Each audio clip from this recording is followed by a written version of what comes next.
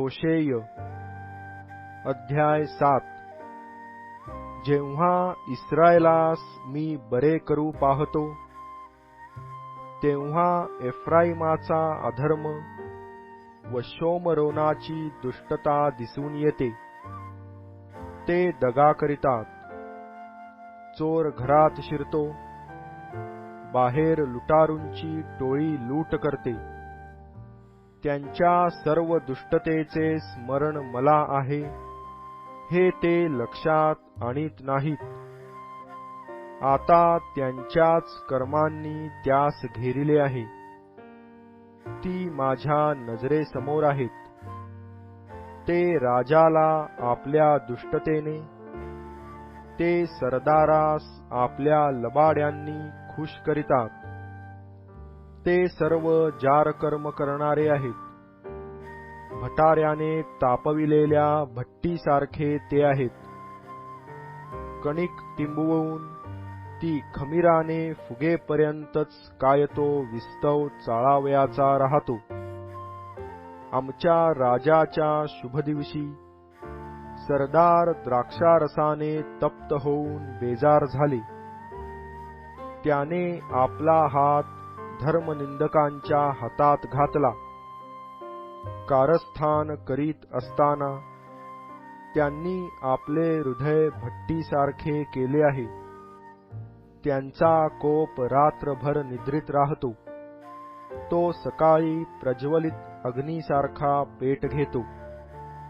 ते सगळे भट्टीप्रमाणे तप्त असतात। ते आपल्या अधिपतीस गिळून टाकितात।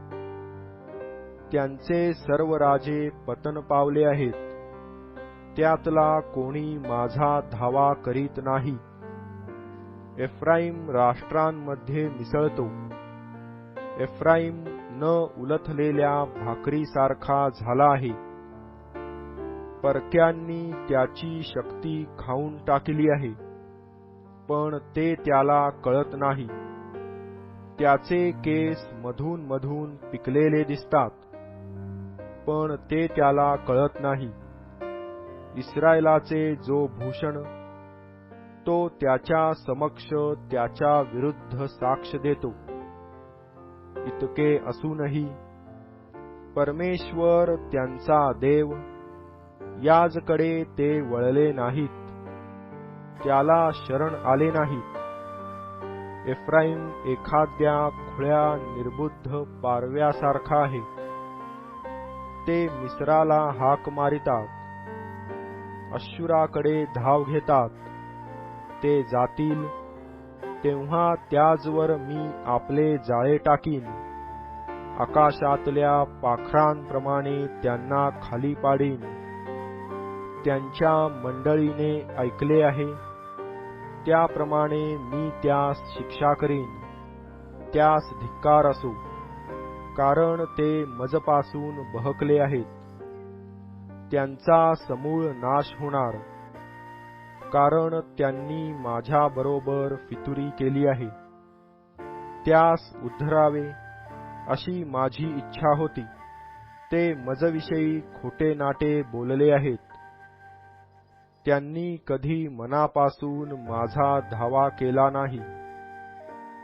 ते आपल्या बिछाण्यावर पडून धान्य व द्राक्षारस यासाठी ओरडतात। ते जमा होऊन मजविरुद्ध बंड करीतात। मी त्यास शिक्षण दिले व बाहुबल दिले, तरी ते माझ्या विरुद्ध वाईट कल्पना मनात आणतात। ते परत येतात, पण परात्पराकडे नव्हे। ते फसविणाऱ्या धनुष्यासारखे झाले आहेत। त्यांचे सरदार आपल्या जिव्हेच्या उद्दामपणामुळे तरवारीने पडतील। ह्यामुळे त्यांची मिसर देशात अप्रतिष्ठा होईल।